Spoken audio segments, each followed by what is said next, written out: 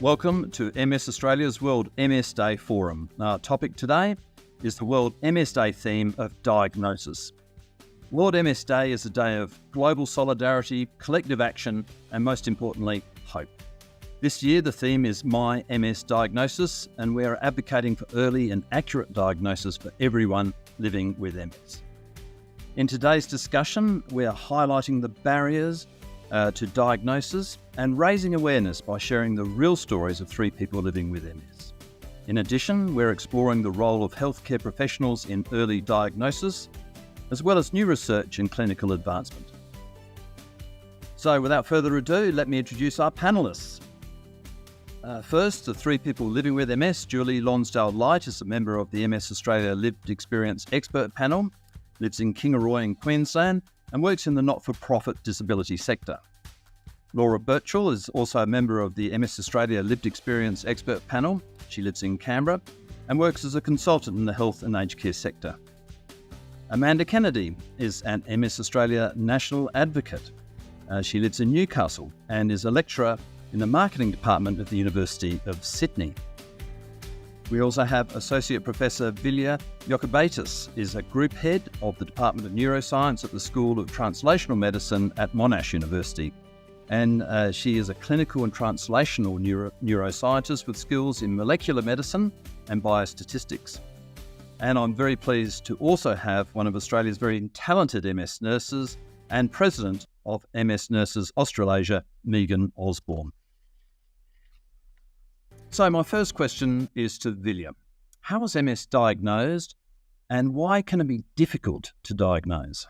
Thanks, Rohan, for the question. So I guess to begin with, it's important to understand that multiple sclerosis is an autoimmune disease of the central nervous system. And what that means is that for reasons that we're still as scientists trying to understand, the immune system of a person decides to attack the central nervous system. So that's the brain, the spinal cord, and the optic nerves, which connect the eyes to the brain. And so that causes a number of different symptoms that people might present with, depending on whereabouts that attack occurs. So the reason or how MS is diagnosed is a bit of an iterative process. People who have MS might present with any number of different symptoms. They might involve visual disturbance. For example, if the optic nerves are affected, it might affect somebody's movement if their spinal cord's affected, or it might impact, say, for example, sensation or that sort of thing. And very often when people first are diagnosed with MS, they might present with symptoms that are quite mild. Clinicians or doctors, they have a set of criteria that are used to diagnose multiple sclerosis, and these are called the McDonald criteria. And they set out a number of different guidelines that tell neurologists whether or not somebody is likely to have multiple sclerosis. They're not 100% perfect by any stretch of the imagination, but they're the framework within which neurologists need to work. Some of the main criteria that need to be met in order for a person to have a diagnosis of MS is after having an MRI scan done of their brain and of their spinal cord, and after speaking to a neurologist, there needs to be evidence that their symptoms have occurred on more than a single occasion. So this is what neurologists call dissemination in time. So there needs to be a time course involved. But also that the lesions need to be, they need to occur in different parts of the nervous system. So either different regions of the brain or a lesion in the brain and in the spinal cord. So it can be quite difficult to come to a diagnosis of multiple sclerosis because people, when they first present with symptoms that are suggestive of MS, may not necessarily fulfill all of these different criteria. So they might have a single attack, but there's no history of previous attacks, which is necessary for a diagnosis. Or they might have lesions in a single part of the brain and maybe some nerve disturbance or some visual disturbances, which a trained neurologist would suspect that that is likely to be an MS diagnosis in the future. But unfortunately, at the moment, the criteria don't include, say, for example, visual disturbance in those criteria. So it can be hard to get to that diagnosis. Thank you for that. Megan, why is an early diagnosis so important in MS?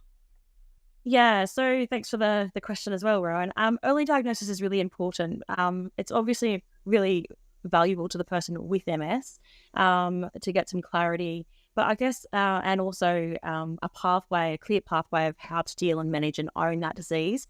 But I guess from a clinical perspective, early diagnosis is really important for treating the disease really effectively. So we need to diagnose it first and accurately to be able to use the right disease-modifying therapy for that particular person. We want to minimise that lesion load and ultimately minimise and stomp out any disability before it occurs and disease progression. So ultimately, time is brain and spine, obviously optic nerve as well. But we want to try and minimise, I guess, any damage that's going to occur. So the earlier we diagnose it, the better we can treat it. And treat early is the key. And we've heard from Vilja that the actual diagnostic process we have at the moment can be take time and be complex. So is that the reason we're seeing people, recognising they're having symptoms, but taking months or even years to get a formal diagnosis? Yeah, I think that sometimes the symptoms, especially if a person's presenting to a clinician that isn't used to seeing MS, GPs may never really have seen it or have only seen it once in their career, because even though it is a common in our line of work, it's not necessarily common, in the sense of people presenting to the GP and some of those symptoms would be seen to be vague and they don't add up, but obviously coming to a comprehensive centre, that's when we get the ball rolling and get that diagnostic approach, done as quickly as we can. That's the key. That's what we like to see. Absolutely. So moving on to our panel with people living with MS, I want to ask what drove you to seek a diagnosis? And Laura, can you share your diagnosis experience with us? Yeah, absolutely. So my diagnosis came about actually a little bit accidentally. So this was back in 2020. We'd been working from home all year. I'd had some tingling in my arms and I wrote it off as I've been working long days from a desk. This is kind of annoying, but it doesn't matter. I'd mentioned it to my partner and he's like, you really need to take this seriously. You should talk to your doctor about it. And I thought, being so dramatic, but fine. I'd gone to see my GP about something totally unrelated and she jumped right on it. She asked me a bunch of questions and gave me a referral for an MRI, at which point I still thought, God, everyone's being so dramatic. Why are we doing this? I just need to see a physio. I went and did the brain scan and it came back showing 2 lesions, at which point she gave me a referral to a neurologist who triaged me for about 3 months' time. And she gave me as well a referral for a spinal cord MRI. And she thought, I'll give you this, if you want to go ahead and do it, that's your choice. Your neurologist will probably get you to do it anyway, but this might give you more information. And I thought, I'm going to go and get this scan done. I'm going to show everybody there's nothing to worry about here. I went and got that MRI done and it came back. My spinal cord is packed full of lesions. And the process kicked in really, really quickly from there. So the day that my results came back, my GP called me in, insisted on an appointment that day. I had an appointment with my neurologist by the end of that week. He'd booked me in, last appointment of the day, and spent an hour with me to talk through kind of, we're expecting this to be MS. This is all the tests that you're going to need to do. This is what treatment is probably going to look like. These are all of the things that you'll need to work through. I then had 2 weeks of a whole bunch of different tests, a full brain and spine MRI, a lumbar puncture, a bunch of blood tests. I saw an ophthalmologist. I saw a neurophysio. Just getting a full picture of what was going on. So I think all of that, when I'd first reported the symptoms to my doctor, it was September. By the time it was November, I had a diagnosis. I'd been treated with steroids for active disease, and I'd started on a disease-modifying therapy. So the process happened really, really quickly, and certainly was not a place that I was expecting to land from what I went in to my GP with in the first case. Megan, does that sound like almost a textbook case of how it should happen? Absolutely. So when I hear Laura's story, I'm impressed. I'm amazed. I wish we could take credit in Queensland, but I think you said you're from Canberra. Yeah, so, absolutely amazing. So that team got onto it straight away. Your GP identified things quicker than probably you could. It's not uncommon for someone to come to me and say, I went to the physio, I thought it was a pinched nerve. I wasn't quite sure what was going on. And they'd been to a number of, allied health professionals or sometimes naturopaths and GPs. But Laura, it sounds like you got treated very, very quickly.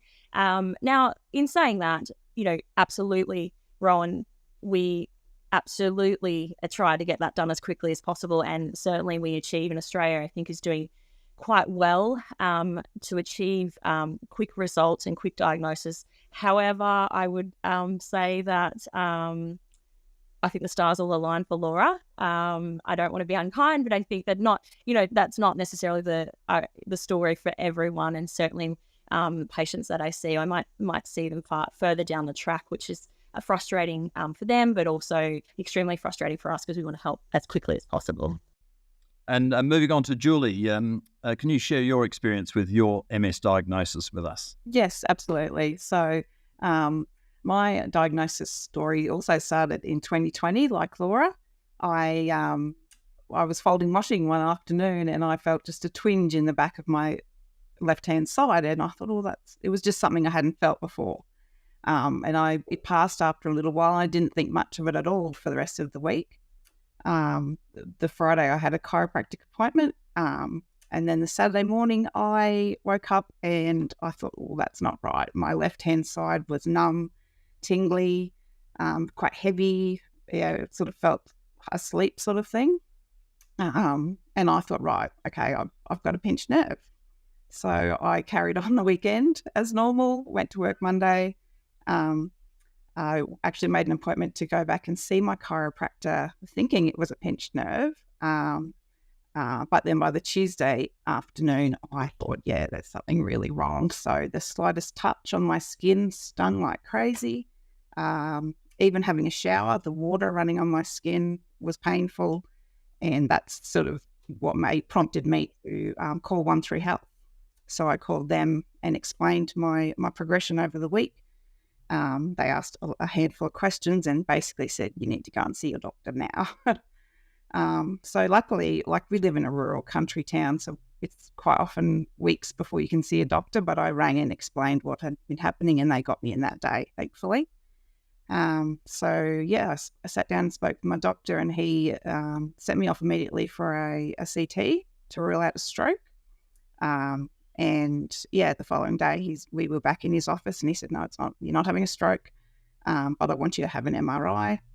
And I don't want to scare you, but it could be MS. So he was already at that point thinking along those lines. MRI to follow that Friday. And he actually rang me on a Saturday morning. I thought that was terrible. The doctor's ringing on a Saturday. It can't be good. He said, there's certainly acted like lesions in the images that they'd taken.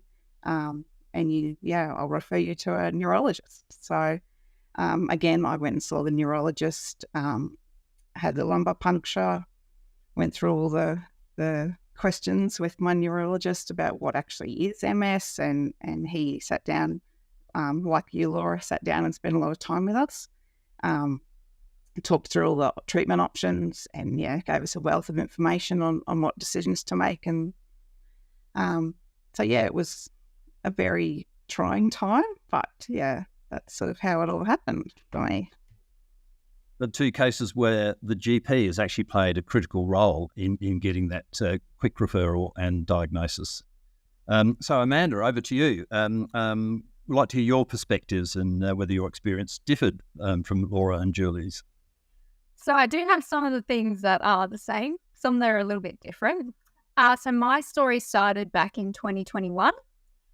And just like you, Laura, working from home, sitting at the computer all day, I started with a hot sensation around my knee. Then I had an altered sensation in the back of my thigh. And then I just went full pins and needles from the waist down in both legs. And straight away I thought I've pinched a nerve in my spine. And that's why I've got the pins and needles. So I waited about a week, hadn't cleared up. So I went to see a GP. just like your experience, he was pretty quick onto the MS suspicion. He called me the day after I saw him and said, I think it could be MS. I want you to go straight to emergency and I want you to see a neurologist. And just like you, Laura, I was like, oh, he's been so dramatic. I don't think it's MS. Why would it be? I'll go anyway. So we go off to emergency. I got admitted, blood's taken. I'm in the hospital gown in the bed. A couple of doctors came around and saw me. And I think the first thing that made them kind of dismiss it was the fact that I was able to walk into the room on my own, unassisted. I looked fine. So they kind of said to me, we don't think it's MS. We'd like you to have an MRI, but we don't do MRIs after 5 o'clock unless it's life or death. You're not life or death. You need to come back as an outpatient. So I had to wait then 6 weeks to get a brain MRI, by which time my symptoms had cleared up. I had the MRI and I unfortunately made the mistake of no news is good news. If it's something wrong, someone will contact me and let me know. I heard nothing, so I was like, must be all good. That was in sort of June was my first symptoms. I saw the GP 1st of July. Then I waited 6 weeks to have the MRI. Come the end of September, the numbness had come back again. So I was like, okay, back to the GP. Now I want an MRI on my spine to see where this pinched nerve is. She brought up the results of my MRI and she just looked at me and said, has no one contacted you? And I said, no, I've heard nothing. And she said, I'm so sorry. The report suggests that it's MS because you've got multiple lesions on your brain. So things kind of moved quickly. She sent me for an MRI on my spine. I had multiple lesions there as well. We did some blood tests and I was low in vitamin B12. So she's like, look, best case scenario, it's a vitamin deficiency. So I went on to vitamin injections to try and boost that up. I saw my neurologist for the first time at the end of October. So it was about 4 months after my first symptoms. She took one look at my MRIs and my symptoms and she was like, no, it's MS. You've got MS. So then it was kind of, you need a lumbar puncture. We'll get you onto treatment by Christmas, all that kind of stuff. I also had a round of steroids to try and reduce the inflammation. And then I went home and a few weeks later, I started getting blurry vision. Then my entire right hand side went numb from my head right down to my foot. My vision then went complete double vision. I couldn't see. And then I lost complete control of my eye. Every time I would talk to someone, it would just move on its own. So I'm thinking, this is not good. Went back to the neurologist. She also was like, this is not good. She wanted to admit me to hospital, but we were still dealing with COVID, so hospitals were packed. But basically, it was another round of steroids. It was a lumbar puncture on the spot. And then in February is when I started treatment. So from that very first symptom appearing to actually starting treatment, it took me 8 months. So it was a bit longer. Oh, thank you for that. Megan, from your perspective, what are the critical roles in getting early diagnosis and treatment, and is Australia doing well overall? Firstly, thank you, Julie, Amanda, and Laura for sharing the stories, because it's not easy to do that. And obviously, Julie and Laura, you kind of got through really quickly. Sorry, Amanda, it sounds pretty tough. And I think from a perspective of, are we doing, and I guess I touched on that before, are we doing really well? I think that Australia overall does well at diagnosing and treating MS. But I mean, we've got Amanda here that has told us her story, and that's not through any fault, I don't think, of necessarily one health service or one particular clinician. It's just I guess that Swiss cheese effect, where things got a little bit missed along the way. And I think, certainly we know that there's publications around the MS Nurse Report and around further resourcing. But essentially, having more bodies that know about MS. So, having obviously a comprehensive centre is one thing. You've got to get to that comprehensive centre. And then, obviously presenting to the emergency department. It's a story that I've heard more than once, and I wish I could say that I haven't. But it's, certainly one of those stories that's, really touches you and kind of think, gets you. But essentially, I think there's so much more we can improve on. The role of the clinicians is to support newly diagnosed and, find that the newly diagnosed patient, provide education and being really a reliable resource and source of information. So when I say the clinician, I mean the whole treating team, where, we should be providing, good contact as a treating team via phone, email, face-to-face appointments, depends on what that health service offers. But usually it's a mix of those things. Usually it's a mix of an interdisciplinary approach, and that can look differently across Australia.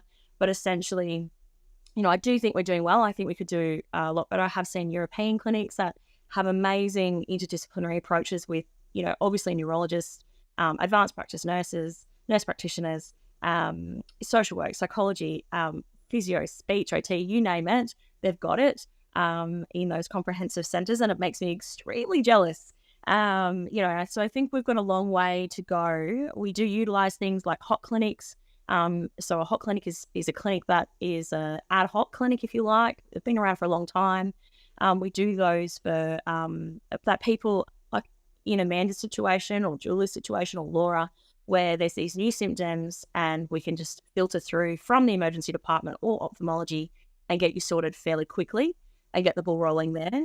And obviously nurses play an extremely important role in triaging. So we get a lot of referrals from GPs, ophthalmology, walk-ins from ED. And so our nurses do a fantastic job across Australia on, identifying those symptoms, triaging people with potentially MS, and also those people that we think that might be relapsing. So trying to prevent further disability. So it's a whole team approach to keep people well, keep people out of hospital, get a diagnosis as quickly as possible. But, I think we've got a long way to improve. So I think, we should have increased awareness for both medical and nursing curriculum in the beginning of parts of the disease. Certainly not in the nursing curriculum around multiple sclerosis. There's a really small section on neurology, and most of that's on stroke. And we need, better access to this expert comprehensive care. That means improved access to telehealth, increased resources, and utilising that interdisciplinary approach. And I mean a full interdisciplinary approach, not just one nurse and a neurologist or a poor neurologist working solo, but really kind of getting clearer and more supportive pathways for nurse practitioners across Australia that want to work in MS. There's very few of us. I'm a nurse practitioner, along with a handful of colleagues across Australia. And I guess fewer restrictions for nurse practitioners. So at the moment, there's a lot of restrictions on disease-modifying therapies, even though they're the things that we know the most about to prescribe. And so we just haven't caught up from a governance point of view from the government to allow nurse practitioners to really help with diagnosis and then get people in as quickly as possible. Obviously, nurse practitioners collaborate with neurologists. We work closely. We work in a treating team in a comprehensive centre. And again, more support for regional remote areas. I know, Julie, you shared your story, and certainly we have, I've clinical experience with a lot of regional and rural areas, particularly people living with MS in those areas. And it's really tricky to get treatment sometimes in small areas and getting to see GPs when you need to, accessing MRIs.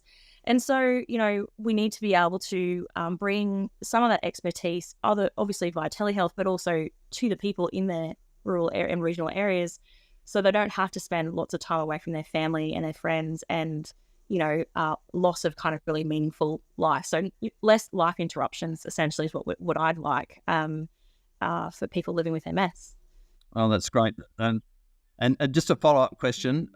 We've heard some good examples of where GPs have been quick to recognise a potential of MS, but we also know that it's many cases where people report symptoms that are considered just vague. Is there a need to do more to educate general practitioners and even the general public about the symptoms and warning signs of MS?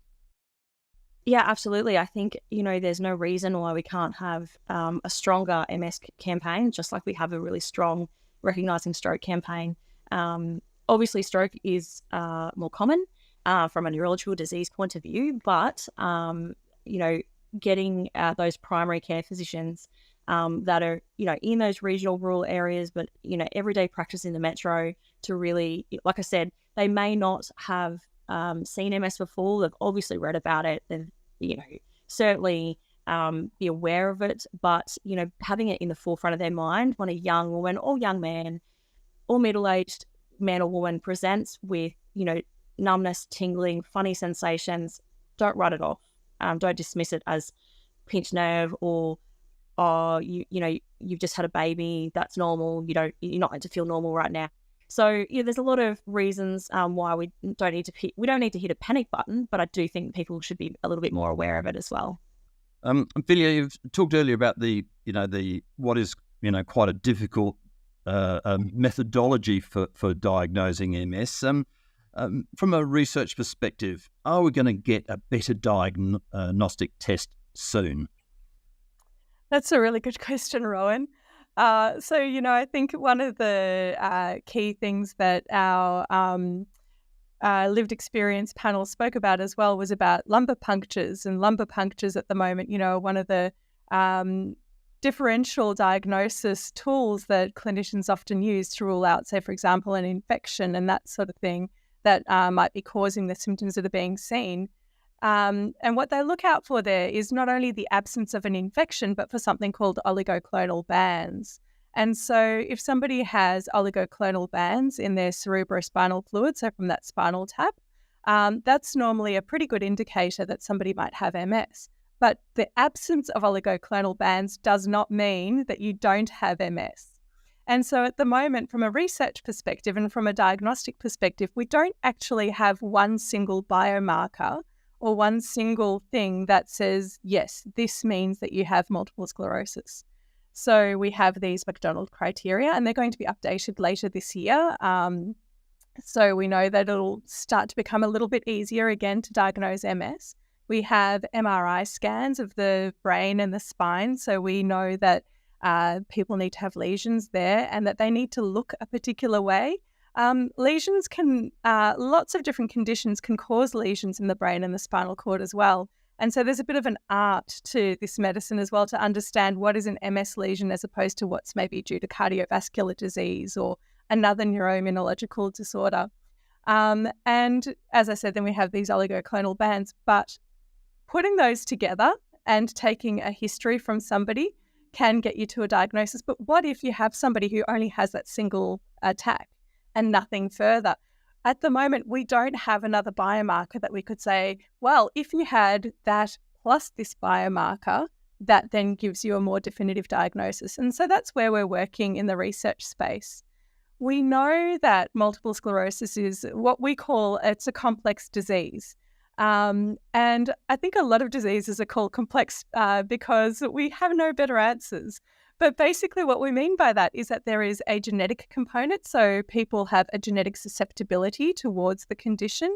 And then there are environmental factors that might push somebody over the edge if they have that genetic susceptibility. So as I work in MS genetics amongst many other things that I work in.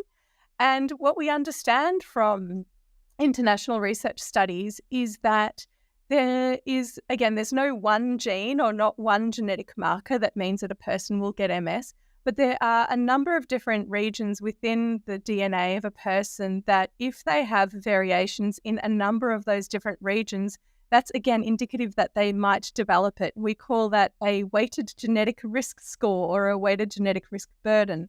So in other words, adding together different signals within a person's DNA might be something that in the future could have some translation. Again, it's not sufficient on its own, lots of people actually have this, a higher risk without developing MS, but in conjunction with the history, in conjunction with MRI scans and so forth, that's something that might be helpful.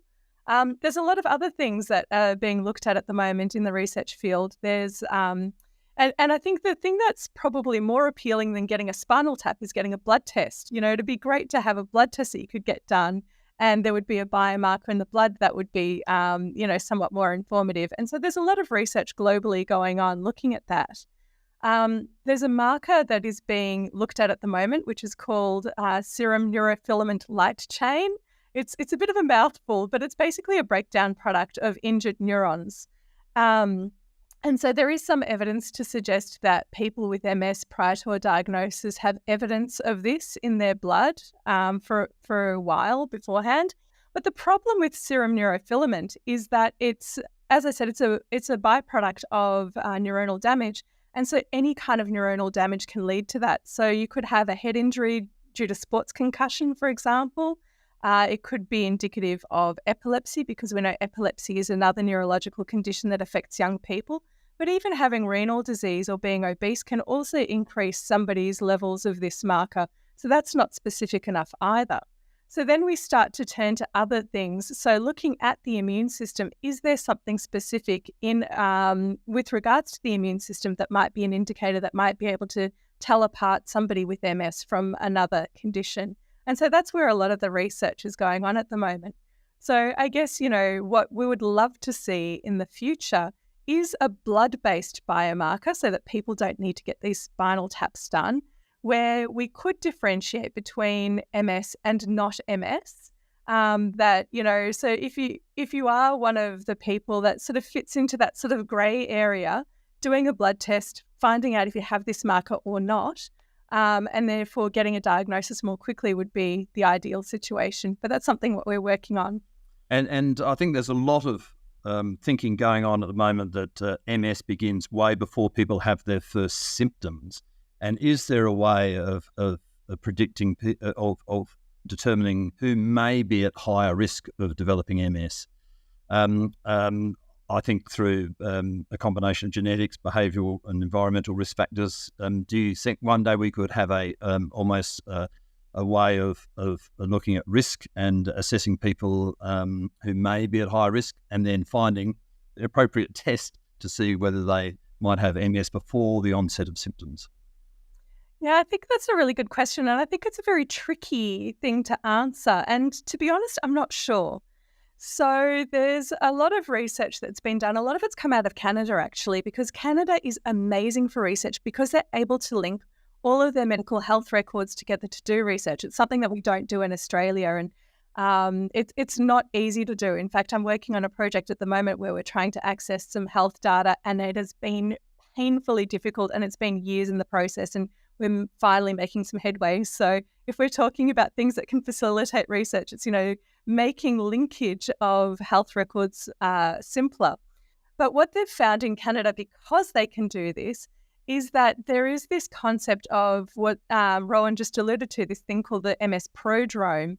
And so what they've found is that there is, in the years preceding an MS diagnosis, an increased incidence of often non-specific symptoms, people going to their GP a little bit more often, but there's nothing really that they can pinpoint. It's something is just a bit off, but it's not necessarily specific. Or it might be to do with mood disorders, maybe a bit more anxiety, and that's probably driven because you just feel like something's not quite right, but you can't pinpoint it. Or more frequent UTIs, for example, urinary tract infections. And it's only really in retrospect, once somebody has been given a diagnosis of MS, that when their neurologist or nurse practitioner or whoever's looking after them is looking back and taking that history, they might go, oh, actually, yeah, that's probably, the start of when things started happening. So I think, it'd be great to be able to, in the future, be able to look at people that perhaps have a family history, although I suspect, and I'll throw this to our lived experience members, but most people don't have a family history of MS when they're given that diagnosis. And so trying to identify people who are at high risk is really difficult. some of the really successful research studies that have informed us about these have also been population-based studies. So they've come out of America, for example, the military studies where everybody who's enrolled in the military has to give a blood test as part of their enrollment. And then these people are followed in terms of their health outcomes over the duration of their service. And this is where a lot of things have been picked up. For example, the relationship between the Epstein-Barr virus and MS risk. Relationships, again, about potentially non-specific symptoms, all sorts of really interesting things there. But unless we have like a really big population-based study from a very young age, I think that getting at that prodromal thing will be very challenging, particularly in people who don't have a family history. The other aspect of this is the importance of getting early access to efficacious DMTs, disease-modifying therapies, and we have a good access to those in Australia. One of the best places to access the full suite of DMTs is Australia, and I understand Sweden. But if we were able to get much earlier diagnosis and get people onto effective DMTs earlier, what would this do to future burden of disease and say, a disability associated with MS? Yeah, that's a great question. And I'm really proud to say that you're absolutely right. Australia, when I speak to colleagues, clinicians overseas, they're quite jealous about the access that we have here.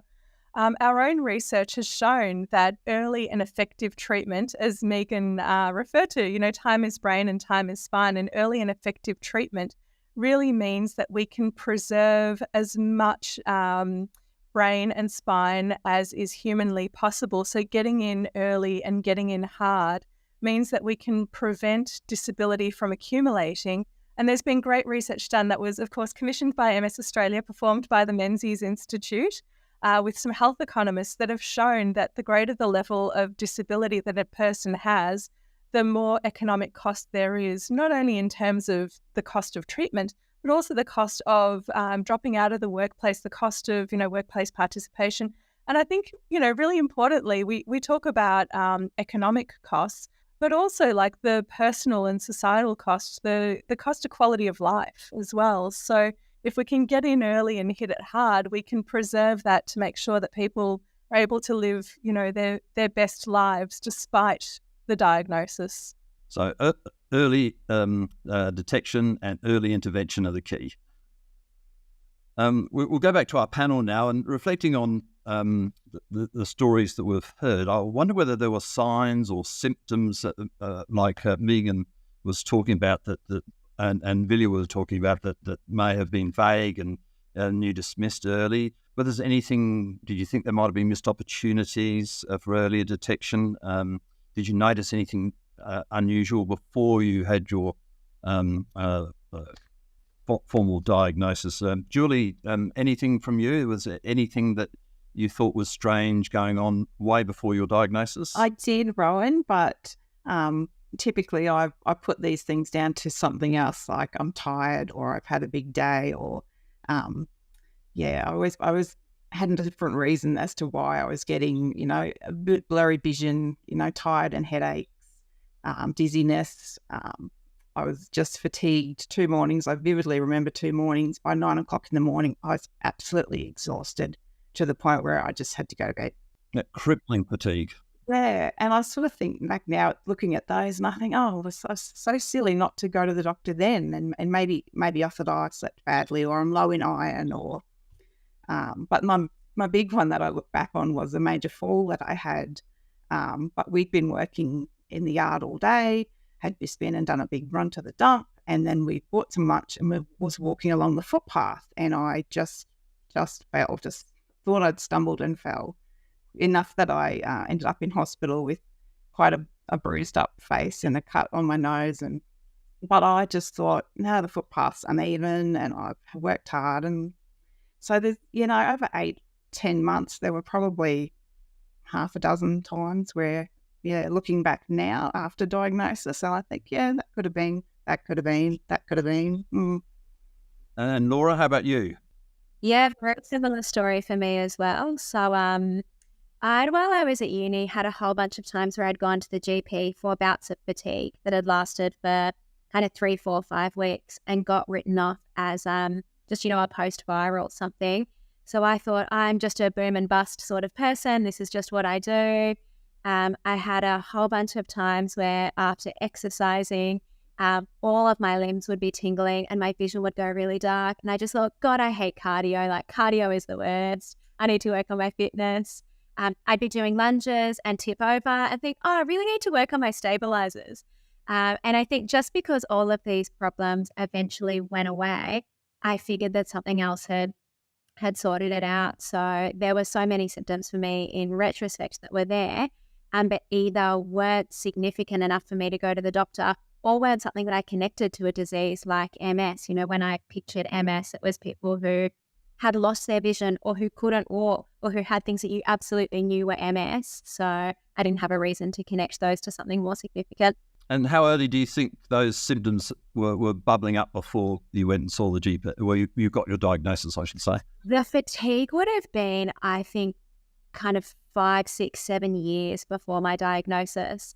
I definitely pinpoint like in a year or two before COVID, that's when the exercise and those sorts of things are starting to kick in, and just years. And Amanda, how about you? A similar story? Yeah, similar sort of story. So a few years prior, I had some nerve pain. I described it as almost like I'd been shot. Like it had just come out of nowhere, it'd been intense pain in the nerve in my thigh.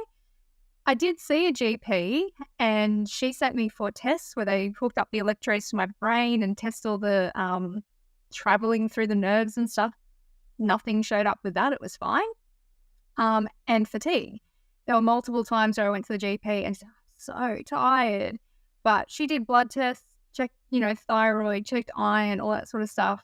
Similar story though. I was at uni, I was working. It's no surprise that I'm going to be tired. And then, like you, Laura, I'd exercise and we'd go for a walk or something and I'd come back and my legs would be shaking uncontrollably. And I'd just be like, oh, I'm so unfit. I need to sort of, do something about this. But didn't attribute it to MS at all. So my diagnosis was a complete shock in terms, like we spoke about, I had no family history of it. And it was just like, surely it's not going to be that. But looking now back in hindsight, it's probably, there were some warning signs earlier on. And what advice would you have to people listening in if they don't have MS but they have similar, a similar experience of this bit of numbness, tingling, perhaps this crippling fatigue that happens? So I think the problem with MS is it's so invisible. So for me, I was kind of like, if I go to the GP and say, I've got this wrong with me, they might say, it's all in your head. There's nothing physical that they can see that's wrong. Are they going to believe me when I say this? When I say to them, I'm so tired, they're just going to be like, well, you're working a lot. What do you expect? Which was the bad approach. I should not have had that point of view. So I would just say to people, you know your body better than anyone else. If you're getting these signs and you're like, this is not normal, go to the GP. And I'm pretty sure with all of our experiences, the GPs that we've gone to believed us straight away. And then they started investigating relatively quickly. So don't just dismiss it. We now know how important it is to get that early diagnosis. We need to start that ball moving as quickly as possible. And Julie, a similar message you would have for people in a similar situation? Yes, absolutely. And I also think that, if you've gone to your doctor and it's not sort of, if it's brushed aside or not listened to, find a second doctor and talk to somebody else. But I also think if you've got concerns, make a diary or a log of what your symptoms are so you can actually physically take something to them and say, look, over 1 month, 2 months, this is what I've felt ill. I think that might help. And Laura, no doubt something similar?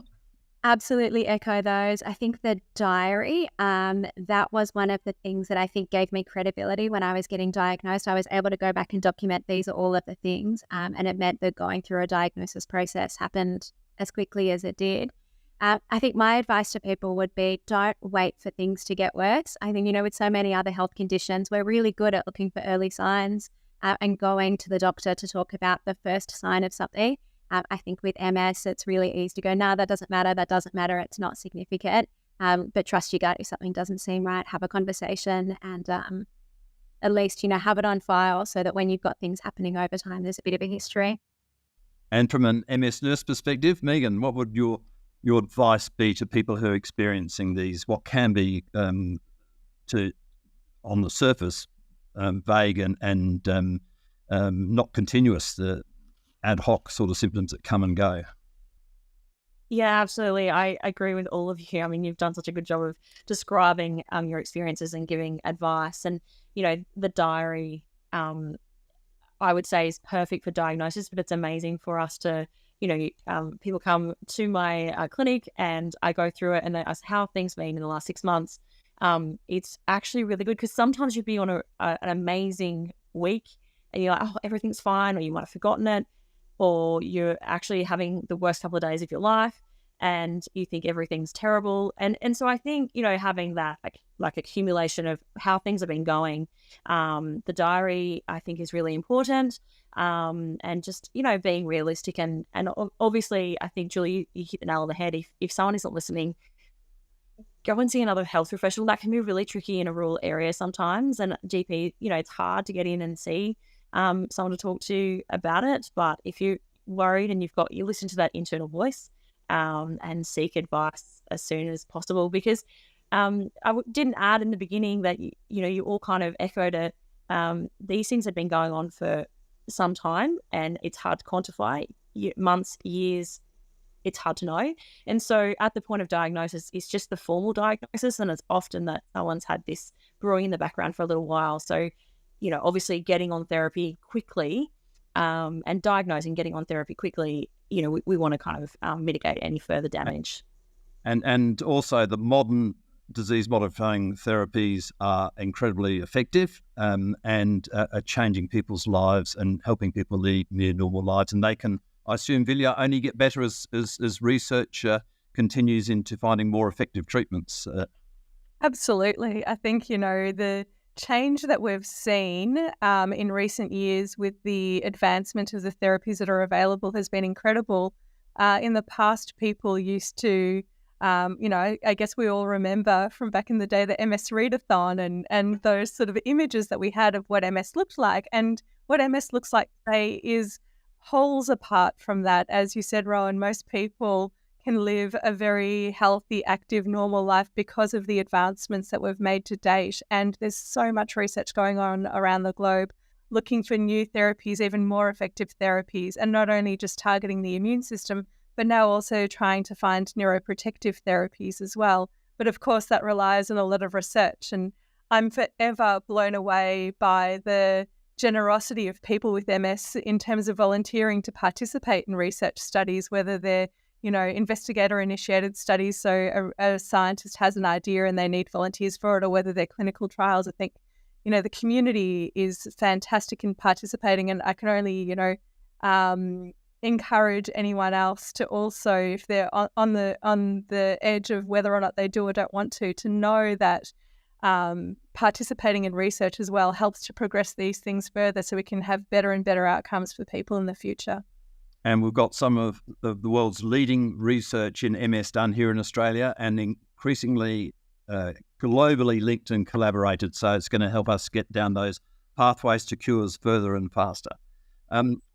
Thank you very, very much indeed. It's now my role to say thank you so much to our panel members today. You've been absolutely fantastic. I just want to thank you for your insightful input, your expertise, your openness, and sharing your stories in discussing the MS diagnosis process. And if you're interested in more information about the topics talked about today, MS Australia has released a report for World MS Day featuring data about the time to diagnosis in Australia, what we're advocating for, and some more personal stories of the MS diagnosis process. You can find this report and more on our website. Just visit msaustralia.org.au. And if you have concerns about your health, please contact your GP or healthcare professional. So thank you very much, everyone. And let's celebrate World MS Day.